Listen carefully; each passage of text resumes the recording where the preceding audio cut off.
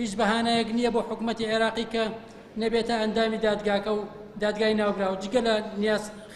خراپی لە ئەنجامدانی تاوان و هاوکات هیچ بەهانەیەکیش نییە بۆ دەسەڵاتدارانی کوردستان بۆ ئەوەی کاری جدی بکەن بۆ فشار خستنە سەر حکوومەتی عێراقی بۆ بە ئەندامبوونی عێراق لە دادگای ناوبراودا بۆ ئەوەی گەلەکەمان دڵنیایی زیاتر بێت کە جارێکی دیکە کۆمەڵکوژی و کۆمەڵکوژی ناکرێت لە وڵاتەدا چ لەلایەن حکوومەت بێت یاخود دەستە و چەکدارانی تاوانکاری وەک داعش و هاوشێوەکانی کە زەمینەی بەرهەمهێنانی گروپی تاوانکاری لەبارە لەم وڵاتە و ناوچەکەدا لە یادی 23 ساڵەی بڕیاری پێگێنانی دادگا و 19 ساڵی دەست بەکاربوونی ئەو دادگایە لە ڕۆژی دادپەروەری جیهاندا داواکارین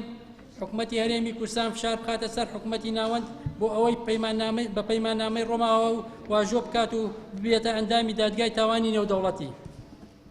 داوا لە دەسەڵاتدارانی کورد دەکەین داواکاری بە ئەندامبوونی عێراق لە دادگای تاوانی نێودەوڵەتی بکەنە یەکێک لەو داواکاری